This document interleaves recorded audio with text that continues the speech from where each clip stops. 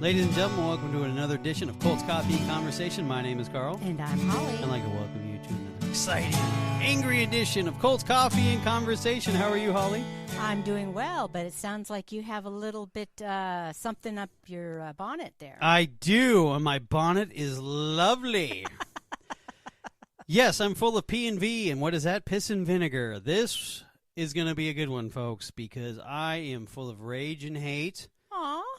I mean, we'll get into it. We'll save it for later. Let's do our Yes, other let's stuff do our first. normal stuff first before we get into it. As you can see, I am antsy to get into this deep dive. But before, I'm going to let Holly share. Not yet, but I'm going to let Holly share on what we are going to discuss. Because you're going to be like, why is Carl really upset right now? Oh, my gosh, he needs a hug. No, I don't.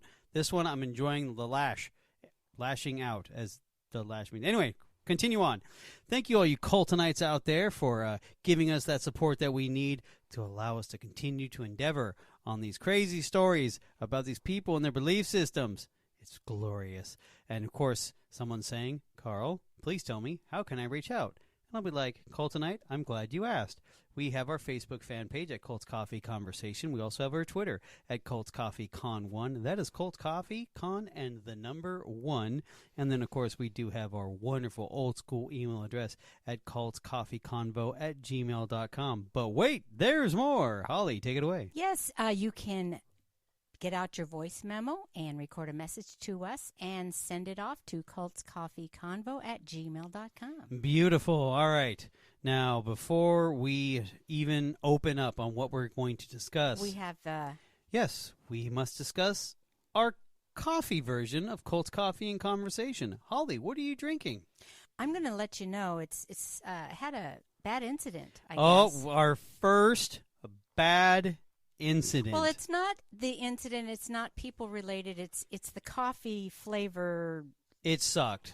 Yeah, and it's The not. combo was not of your liking. No, and it wasn't the coffee maker's problem. It was my taste buds problem. Ah, okay. So it was a iced coffee, and it was supposed to have oat milk in it and some kind of. Brown sugar. That was the second one. Oh, I'm sorry, I gave it away. Yeah, that's okay. I'm sorry. It either or. I went back to get it remade after I only drank half of it, but they remade it happily with a smile. But it still didn't taste good because instead of the oat milk, I had put 2%, and it was the brown sugar. Anyway, I don't think I'm going to have those for a little while. It's a nightmare. So basically, coconut milk and regular milk and the beverages that you chose are not a good decision. That is correct. Stick with the oat milk. Well, they actually said soy would be better, and I did not listen to them, so it's my fault. Ooh, always listen to your bartender. I mean, your barista. Okay? Always listen to them. They know best. Alrighty, well, I'm going down the simple route of 3 shots of blonde espresso, iced, of course, and I'm doing it with the 1 pump of the brown sugar, which is amazing. I highly recommend the oat milk brown sugar one. Oh, it's delicious, but I decided to switch it up. But what I did was, with the 1 pump of the brown sugar, I also added sweet cream foam. Oh, yeah, this is getting too complicated now. Yes. Once again, always listen to your barista. All righty. We ready to talk about yes, this? You're dying to Yeah, talk about okay. it. You know what, Holly? Whom are we? Listen here. I have something to say. Bhagwan, you know what? It's been a while. It's nice to see you, but shut up and sit down for just a second. I have something I want to discuss. Holly, I do not want to talk about. You know what? I don't care what you want to talk about, Bhagwan. Sit in your throny chair, chill, nice turban, and relax. Okay? Fine. Whatever you say. Holly, so, sorry about the Bhagwan there. Who are we talking about? Well, we are going to be talking about Ma Anand Sheela. How dare you say her name in my presence? She is a hey, be nice. That's for later. That's for later. Sit down. Alrighty, okay. Sorry. You're okay. I love you, though, but sit down. Okay. So, Sheila. Yes. So Your spirit animal. No, I'm just kidding. Sheila is one of, okay, well, a little quick rewind from all you newer Coltonites out there. We began Cult Coffee and Conversation on the backs of the Rajneesh movement. Yes, it was Wild Wild Country. Wild, wild country. It was a 6 or 7 episode. It was long. Of the Rajneeshis, and Ma Anand Sheela was part of it. Yes. And the Bhagwan, Shri, Rajneesh. Yes. Who was in charge of it. Yes. Or was he? Listen here. I have nothing to do with the commune. Yes, you did. Be quiet. Sit down. I love you. I love you too. Thank you. All right. So now this is a follow-up documentary. It's on Netflix. It's called Searching for Sheila. Yeah, and I'm still searching. And go ahead. this was done in 2019 before the pandemic, because yes. you'll see, well, you won't see, but you'll hear. Everybody's got no masks on. They and have no masks in loving India. And no. Pray for India. Go ahead.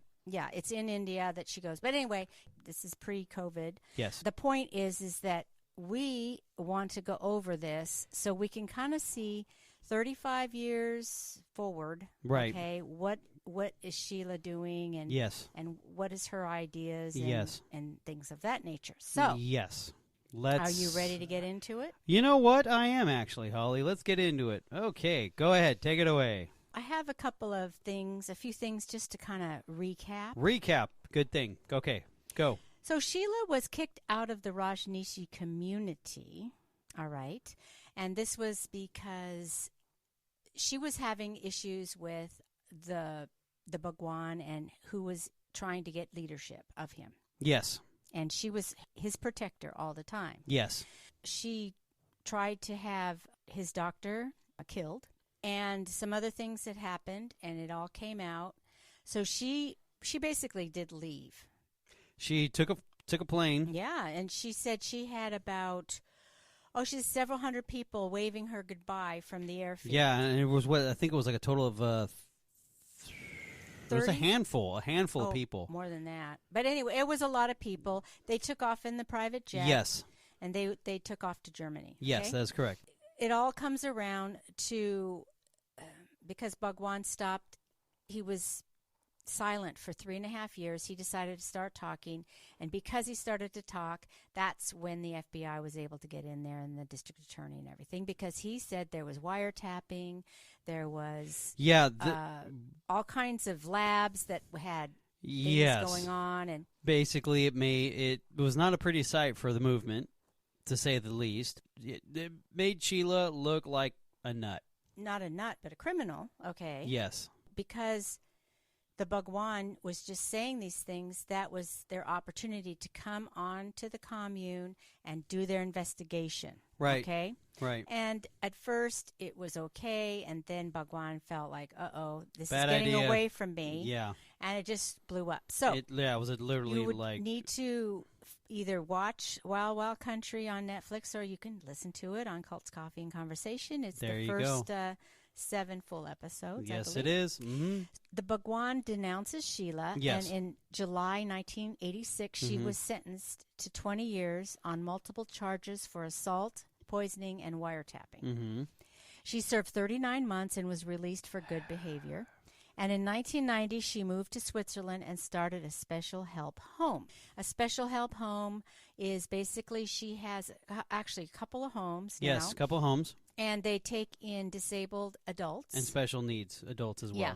It looks like a very nice place, actually. It is, actually. Yeah, no, I will give it its due. It is a beautiful home. It's got lovely views of the mountains. Oh, it's beautiful. It's gorgeous. I mean, like, man, I could retire there. And it does look like these individuals are being well cared for. They are very well, yes, that I will agree. They are very catered to. Yes. Now, in 2019, she had Anurag Chauhan, an organizer of Humans for Humanity, arrange a speaking tour of India for her after 35 years of absence. Right. The India media spoke of her as a shrewd mind and almost controlled Bhagwan, who they call Osho. Now, Osho was his name after that whole thing where he left the United States. He had some things, he had traveled around the world, but when he got back to India, they decided on Osho as a different name for him. That's correct. Kind of clean slate him. Mm-hmm. And his organization. She came back into the limelight because of the 2018 Netflix documentary Wild Wild Country. I thought she did a really good job. on that one. Now, when she first opened her home in Switzerland, the people in the village were afraid of what was going on there. She said some of the people wear their baggage on their face. She wears her baggage on her shoulders. Right. Okay, now this is something she says quite a bit. The epitome of feminism, or the woman who tried to poison an entire town. The brain behind Osho's empire, or a criminal mastermind. Who is the real Sheila? The world sees me from their point of view, and the world only loves to see problems, so they misunderstand. There's so much more. I'm not the same person you think I am. Life is a good performance. What role do you like then? Is it Snow White or the Wicked Witch? Both. Sheila takes care of disabled adults. She says if she did not have the baggage on her shoulders, it would make her work much easier. Her father encouraged her to write a book, which she did. The name of the book is Don't Kill Him. That's correct. She said it was part of her moving forward. Her sister, who lives with her in Switzerland, was afraid if Sheila went back to India, she would not come back alive. She now understands it's the end of the line and what must be, must be. Quote, somebody must accept responsibility to erase the misunderstandings that the media has created over the years. Existence offers me the opportunity. I will take the challenge. This is Sheila saying that. It is said that after Bhagwan himself, Ma Anand Sheela is the most consequential person in the Rajneesh empire. President of the Rajneesh Foundation and the only person with direct access to the man himself. Some speculate that Bhagwan Sri Rajneesh is no longer the leader, and that it's Sheela herself who commands the 350,000 disciples. Him and I made a great team together. It was a shame that it had to break up. She did not even come to say goodbye to me. People who don't commit crime don't escape like that. Out of the very burden of all the crimes that she has done, she will suffer her whole life. Sheila lands in Delhi, India, and is excited. She's taken to her hotel where they talk of her security. She's being fitted for her wardrobe for the tour. The clothes are being chosen by a designer for her comeback. She's being dressed in power clothing. They would talk about being fierce, clear, and bold. The tour is called The Master and His Myth. She is going on a talk show called Coffee with Karen. He interviews celebrities in the entertainment industry, mostly Bollywood. It is irreverent and fun, mostly scandalous. Sheila replies she has bigger scandals than show people, and he warns her he is going to get down and dirty with her. Now, one of the questions asked is, was Bhagwan in love with her? And she said, yes, you should have seen how he looked at me and how he said my name. Karen asked if their relationship was platonic, and Sheila replied, I didn't have sex with him, if that's what you mean. She was drowning in his love and his beautiful eyes. So in India, there's a lot of buzz on social media about Sheila, and she's doing a radio interview where the radio host is saying she's more popular now than the Game of Thrones. The subject of Sheila's perception comes up. The question asked is, do you feel there has been any change of perception about you? And Sheila's answer, well, timeline of perception is not so reliable. It depends on what the situation is and how it moves and who moves it. So on that, I would say my feeling of her perception in India modern day versus 35 years ago would be totally different. And 100%. This is why I say so, because the majority of the people talking to her and listening to the radio and seeing these TV shows were either very small children or weren't not born. even born, yeah. And so time moves on.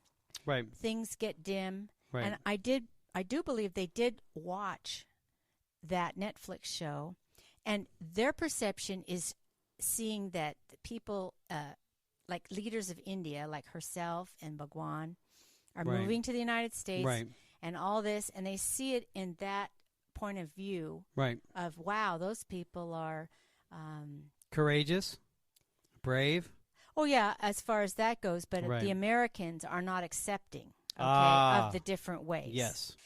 Now, when I watch it, or someone like me, we see it in a different way. Yes. It just depends on your age and what your background is. Pretty much, yeah. Agreed it. So there was another location where a small group of young people are asking questions of Sheila. And go ahead. Yeah, you want to okay. ask So the I'm going to question? do the questions, and you're going to answer it in Sheila's own lovely voice. No. Or, just kidding. All right, here we go. So the question was asked, is it, you plead guilty of attempted murder, right? No. Your information is faulty. But there are things that you admitted to when you went to jail. No, I didn't admit. Yes, you did. No, I know what I did. I want to know what you actually admitted to. Ask me and I will tell you. Yes, please tell. And have an open mind to listen. Yes, definitely. I admitted to bringing in Bhagwan to USA, which USA interpreted to immigration fraud. But it was not immigration fraud. I took Bhagwan with legal visa, but I said, yes, I'm responsible for bringing Bhagwan. I agreed to wiretapping in Bhagwan's room for safety of Bhagwan, for he was alone in his room, and we must have security. In that case he needs help, we can come. And that was also with consent of Bhagwan. What people write, talk about, whatever nonsense, I pleaded not guilty, and the judge accepted my non-guilty plea. You obviously seem like a very spiritual, very peaceful person. I want to know what drove you to sort of do some of the bad stuff that we hear about or that we see, like the crimes and stuff. What led you to that? Why do you make this judgment, young man?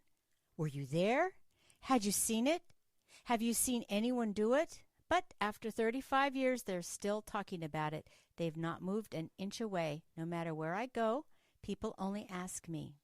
Normally, when you have served a sentence, it's 0-0. In my case, it multiplies. Goes every time I come into contact with somebody. Can you tell us about these crimes? Why do you want to commit crimes also? Do you want to learn from me that? I didn't have a gun here until they bombed our hotel. There is absolutely no love lost between the disciples of Bhagwan Rajneesh and the long-term residents of Antelope, Oregon. Almost since it was created, Rajneesh Puram has been in court defending its right to exist against a barrage of charges, legal maneuvers by people who live in the area. I'm not a woman who stabs from the back, but I don't believe in turning the other cheek. If somebody's going to give me a whack, I'm going to give him right back. From one hand, other hand, and the bottom too. I tell you, the county is so fucking bigoted, it deserves to be taken over. It was a greed for power, the Bhagwan claimed, that led to her attempting to poison 3 of his top aides and even the larger population of the Dells. Even though I'm a non-violent person, that in self-defense I will do that. A list of criminal allegations exists against him. And in the home of Ma Anand Sheela, they discovered a hidden tunnel and a clandestine secret laboratory. A spokesperson says they found mice that were being slowly poisoned, as well as books on assassination. He said that his own bedroom was being bugged, that the commune had concealed mics and taps on the telephone. The latest explosive charge from Bhagwan is that Sheila was planning to bomb the Wasco County Courthouse. And you tell your governors, you tell your attorney general, and all your bigoted pigs outside, one of our person, I will have 15 of their heads, and I mean business. On another talk show, the woman host mentions how loving and polite Sheila is now, and has Sheila changed? And Sheila says, it's a mystery. Sheila was always polite and loving when she was young. This front I had to put up was a deterrent from people who were trying to discriminate against our community. Really? Me personally, I'm sorry to cut in a little bit, but that's bull crap. I'm sorry. She was vicious in India, she was vicious in Oregon, and she was vicious afterwards. Well, actually, no. She got pretty much emasculated afterwards because she knew she was wrong, but that's okay. That's fine. All right, back to it. I'm sorry. I had to lay off some steam. Okay, so another questions were asked. Talk about your time in jail. How do you cope with that time? Because you actually were let off much earlier for good behavior, as the American system calls it. It was not good behavior in that sense.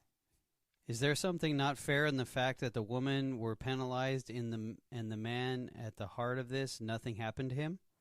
Well, he did go to jail for 15 days. He didn't. If he would have been there any longer, he would have died. But he did not stand by you. He called you a criminal. I have to tell you, as a woman, this disturbs me and I want to be angry. Why aren't you angry? I can't satisfy you. So how do you reconcile who Sheila is or what people want her to be or expect of her? I fully understand that you all have opinion of Sheila from your own experienced own vision or how you feel about me. Just don't call me spiritual. Criminal's better than spiritual for me. Dang, how deep is that?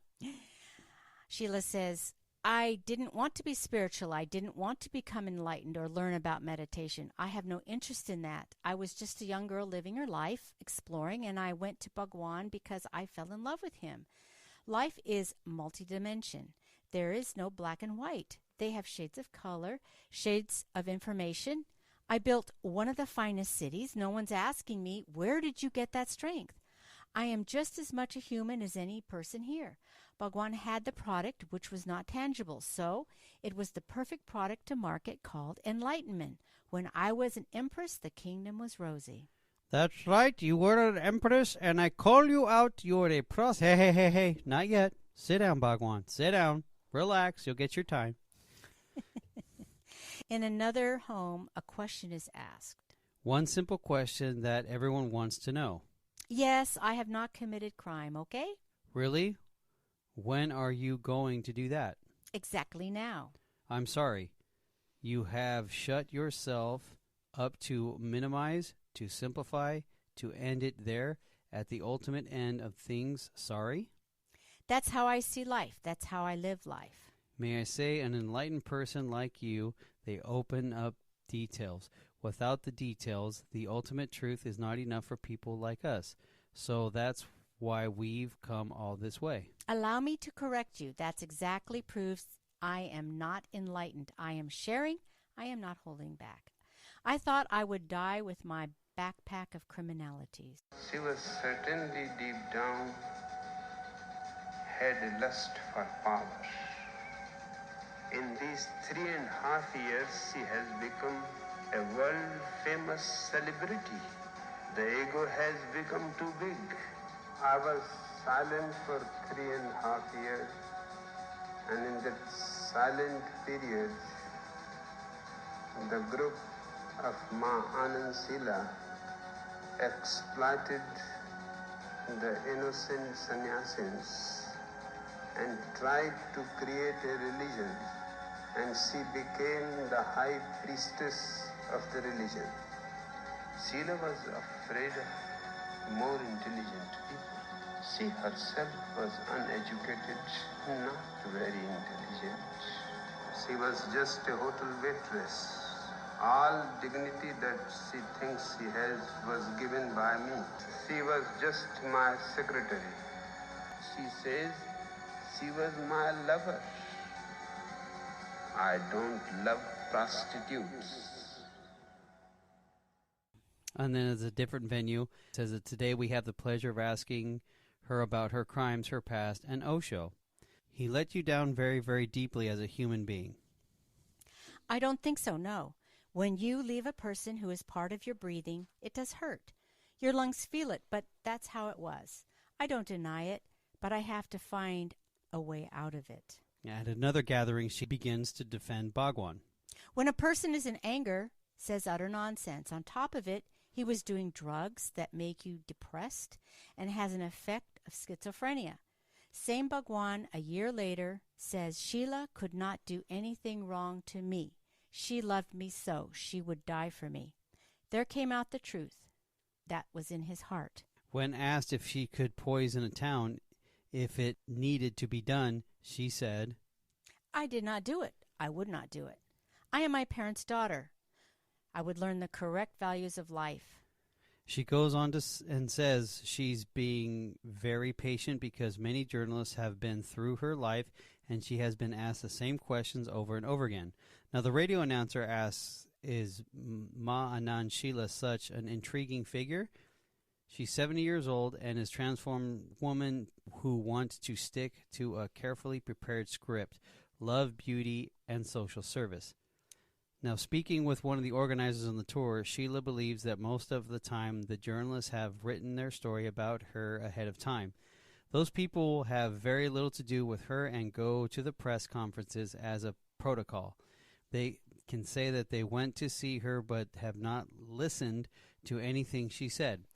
Another gathering, Sheila asks, how many of you are honest with yourself ruthlessly? How many of you do introspection?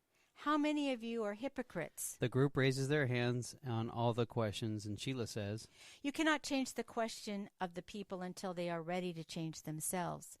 Imprisonment, criminal charges, sex, free sex, orgies for over 35 years. It's also that you occupy your mind with mundane questions and then you don't have to think yourself. If they ask a question, where can they learn? Then they can change themselves. Because when you come across something that is profound, then you have to change yourselves. I have moved. I've gone through all of that. But people who ask me the same question over and over again, they don't want to win the race. They don't want to move on. They just want to occupy themselves with my scandals so they don't have to look at their own scandals. Now that, when she said that, now there's the props. Remember that final sentence there, because we're going to come back to that. Tough titties. Good luck to you and your pimps. Up yours, buddy. And she makes it abundantly clear that if you don't agree with her, you're the one getting it wrong. I'll tell it now. Your network can go and jump in a lake. You seem to try to provoke Take your people. microphone and leave. And please never come again here. No more questions, Sheila? Sheila, why did you stop the interview? Question. You said once you have paid your dues for your crime, you are considered innocent of it again. Having said that, do you feel any responsibility or do you feel any regret or rumors for having done the things? 90% I have answered all these questions and they keep coming back. Then they become a nuisance. Would you like to tell us what really happened? No, I don't want to tell you about what really happened because what I tell you what really happened, you won't believe me. Does that upset you? That, quote, look, I said this but was interpreted in totally different way, end quote. To me, it doesn't make a difference because I know who I am and what I am. If it doesn't bother you, what are you seeking from this? Redemption or yourself? Sheila is talking to her daughter on the phone from the U.S. She said the Indian social media are using Sheila's words like memes. Sheila goes back into the neighborhood where she grew up and reminisces looking at the houses and the shops. Some people recognize her. She goes to a restaurant to say hi to the owner. She goes to the post office and sits on a swing where her father used to wait for her letters from prison, and she begins to cry. India has flooded the emotions. It's like a dam has been broken. She thought as she had worked out these emotions. I was thrown into open sea. I had a number of hardships after I left Bhagwan. During this time, I had to go within myself and find and analyze. Did I offer it to gain something, or was it the offering? And it was from all corners clear. It wasn't even an offering. It was the nature of love. So when she said this, she was actually at the burial spot where Bhagwan was buried. Ah. That means she had to go back into the ashram. Yes, she did. Now, she is driven into Mumbai and remembers the roads from 35 years ago. She said that she went to the woodlands to meet Bhagwan, and that's what started this whole thing for herself, Bhagwan and the sannyasins.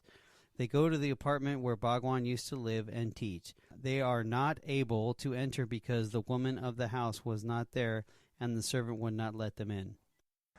What to do? Life is like that. Life has day and night. Life has life and death. And what is so beautiful? A woman who has experienced a man dying right near her.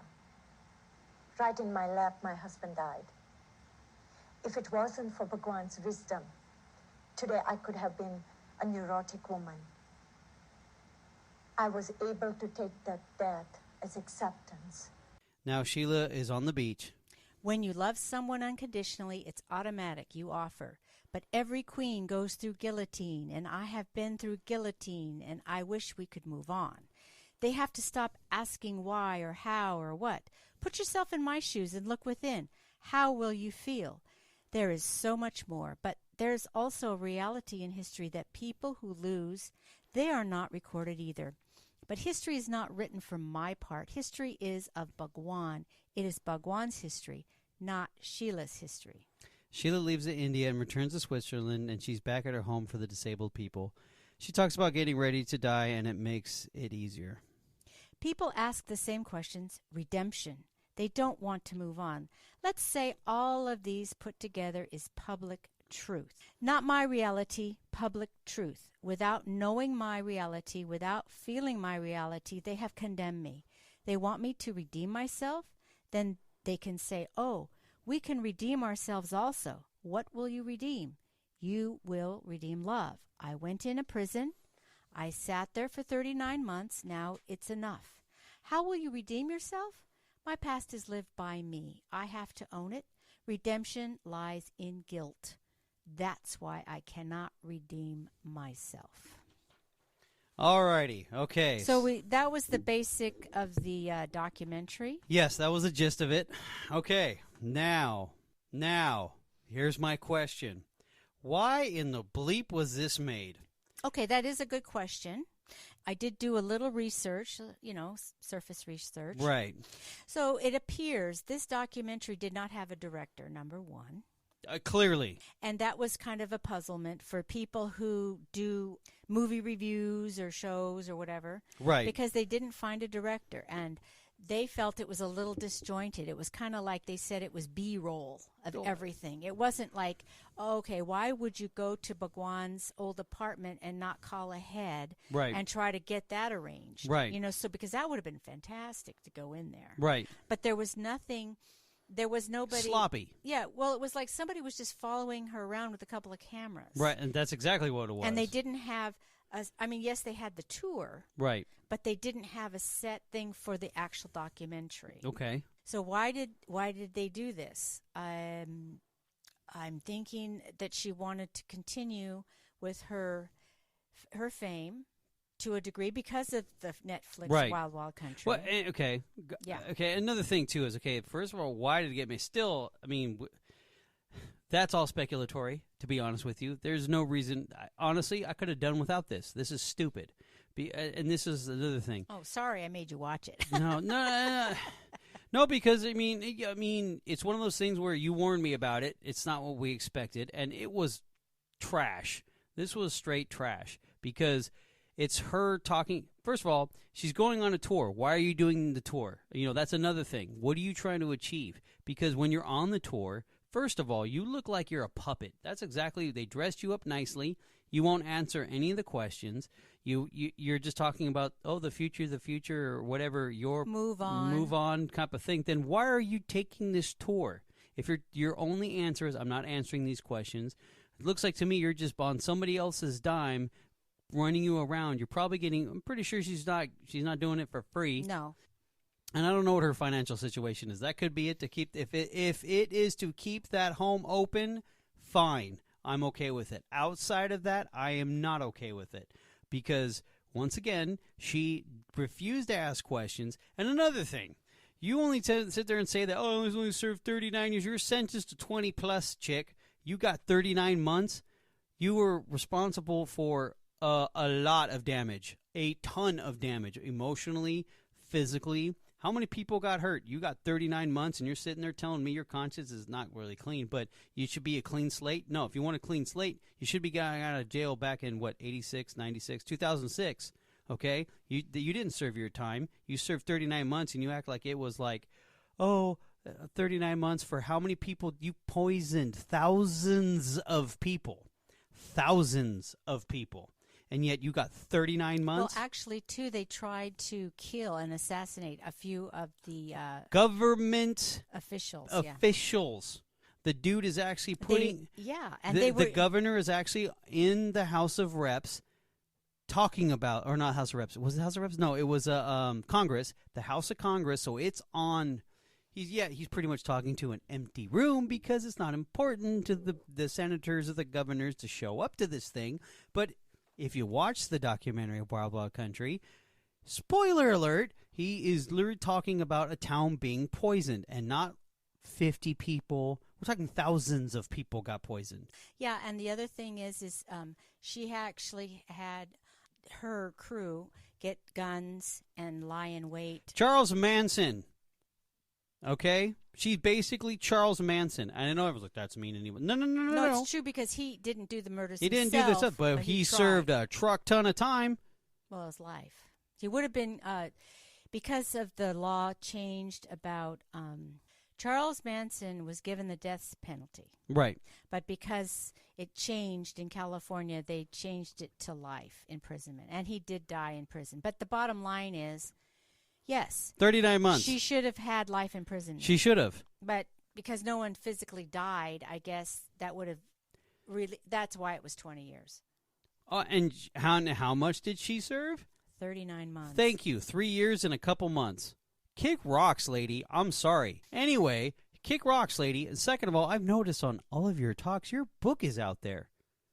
Don't kill him. Are you selling your book? What do you... And another thing, too, and those people who had her on, okay, part of the thing is, too, is that when they're in the car, they got the radio on, and they're talking, they are propping this chick up like she's something special. Yeah, they had a really good PR people. Yeah, I'll give her that. And they're literally trotting her around town, around the country, discussing nothing, basically, because... time to move on. Do you have nothing to offer then? Yeah, I was hoping. Okay, so like... Open up a smidgen. You've already served the time. Why not spill your guts? Well, I'm not sure what she might have had some legal things. I have no idea. Right. Okay. Who knows? I'm bringing up the questions. Yeah, that's all. but even to the point where it's like saying, okay, this was my life. You saw the documentary. This is how I felt at that time. I got strength to do this. Now, maybe they cut that out on this documentary. I don't know. But if I were the person doing it, if she really wanted to say more than these mundane questions, then she could have said, well, yeah, I gathered strength because I actually had to go to the United States as a young woman and make these real estate deals for this ranch in Oregon. And I had to look and I had to do all this stuff and I had to think. Maybe she could have gone through, okay, where did she get your strength? Well, why don't you talk about what you did and make it a little more interesting and open it up to how you were able as a young woman. Right. And how you got through your husband, dying in your arms, the first one, and all these things to make you that strong person. Right. I don't know. She didn't seem to offer that kind of advice to get it out there, to kind of say, okay, these are questions. And then she could try to. She was coached terribly. Well, she never took hold of the conversation. No. She just was there. They asked the questions. She got annoyed. She should have been the one probably kind of getting this to where she had it more under control. It looked like she showed up, gave me my money. Now I'm going to sit here and be a pain in the ass, buy my book, and you can be, I'll let you hang out with me. That's about it. And that's basically what it was. And here's the crappier part. You had all these Indian socialites. Yes. Okay. Looking at her like she's the coolest thing since sliced bread. And it's like, wait a minute here.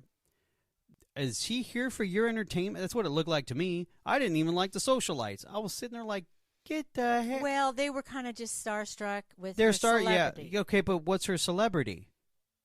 Yeah, she tried to She tried to kill people, and that's the whole thing. And this documentary brings up 10,000 more questions and answers nothing, because at the end of the day, here I am looking at it going, you know what? You're on television. You ain't saying spit. You're just insulting. I think you just being there is insulting, because it's like, I know you're not doing this for free. What was that? The guy from the humanitarian rights it's, or what? Anurag. Okay. Okay. Well, humanitarian. She's a humanitarian criminal. What are you breaking bread with this person for? That's true too. That's humans for humanity. Yeah. Well, I mean, her humanity at this point in her life. I don't know if maybe they cut it out. She could have said, I got into this where I helped these disabled people. Once again, she could have kind of tried more to get questions and answers. Yeah. And like I said, okay, you're setting up this thing to go to India. What's the point? And then I mean, sorry. Well, she wanted to return. I'm sure, and that's fine. Her country, and that's fine. Probably got to see it for free. You know, I'm pretty sure she didn't pay out of her pocket. And she's like, oh, I'm going to go back to India because she knows she's not going to get arrested. It's just like, dude, kick rocks. And I don't think her security, I would be afraid technically of the Osho people.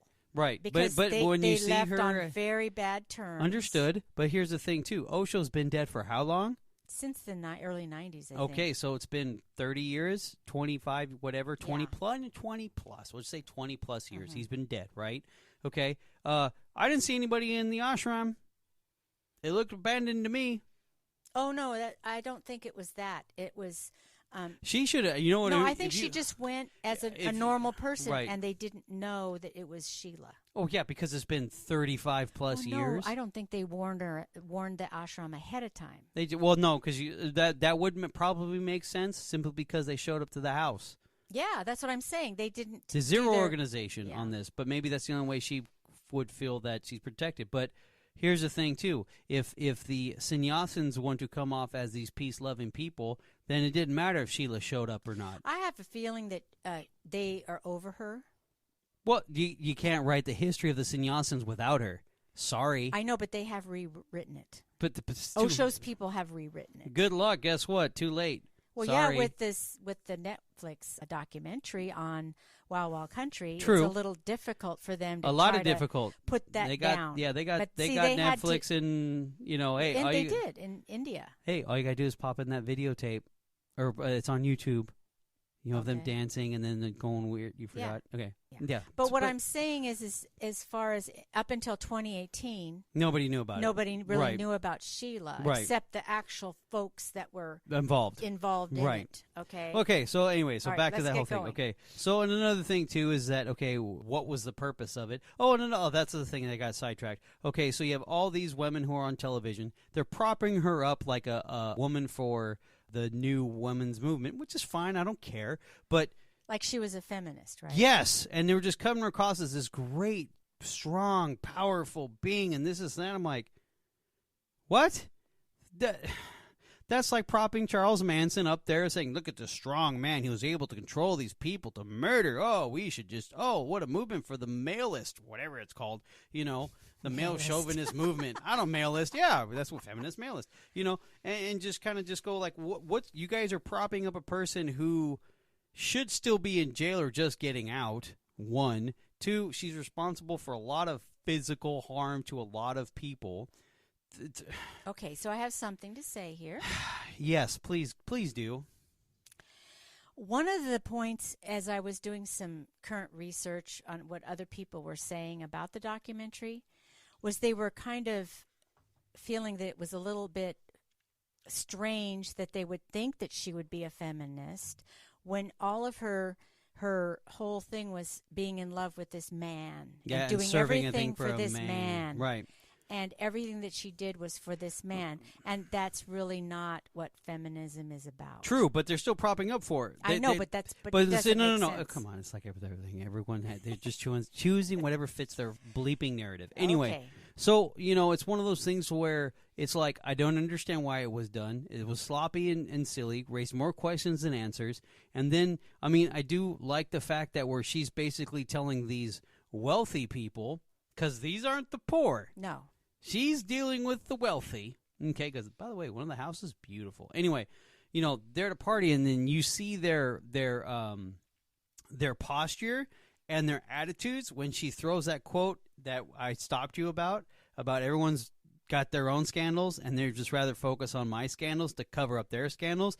Dude, you saw the body posture of those people like, oh, snap. Yeah, I'll give her that. She was spitting truth to them. I'll give her that.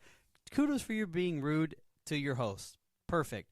But at the end, I think it would have been more entertaining because she would be, when she was talking to the press in the 80s, she was saying all those things to get them upset. Right. And it kind of once again went crazy over it. Yes, and then another thing too, it's like it looks like she's puppet. She's like the richest puppet right now. It's the current in thing to say, "Oh, I went to a party." Well, I think that's what it was. And then there was Ma Anand Sheela there, and oh, I got a drink and I got to shake her hand and have an autograph with the serial killer. That's what they're probably saying. Well, they said attempted that serial killer. they kind of and then they said no, she didn't murder anybody. anybody. Oh, well, then attempted. They didn't even know the story of it. No, they just came in like, oh my gosh, this, it was very fake.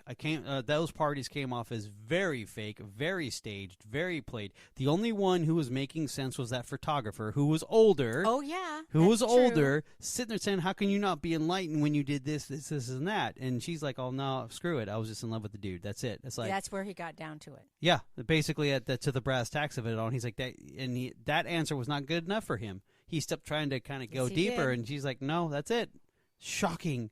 I did it for love. That's the reason why I did it. And then, the thing, too, is where she's getting annoyed and agitated about the only reason why you are famous is because of what you've done in the past. Now, if you're sick and tired of talking about it, then why again are we watching this Netflix show of you searching for Sheila? Sheila, you're still searching for, the way I look at it, you're searching for a quick band. That's all you're just looking for, a quick stack of cash. That's all I can see this as. And just, don't get me wrong, there were some of the clips they did have in there with Bhagwan. Bhagwan, you raise your eyebrows, homeboy. It's where he was calling a prostitute. Yeah, those were the good. Those are clips. the good clips, right? It's like, oh, the venom's coming out. She betrayed the commune, and she is the devil. Oh, I loved it. It was like, you could see the hate in the dude's eyes too. He was heartbroken, at least heartbroken. But the thing too is, like I said, when for me to sit there and say, well, I served my 39 months, so, I don't have to justify anything to anybody. Yeah, you do, because you only served 39 months. And that's still a question that's up there. Like, how did you because even the female hostess, interview, whatever, said 39 months for good behavior.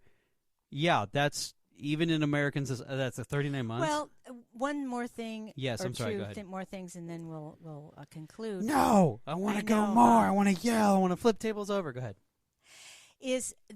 Sheila never talks about, except for the one husband, her first one, she never talks about being married to others. No. Okay.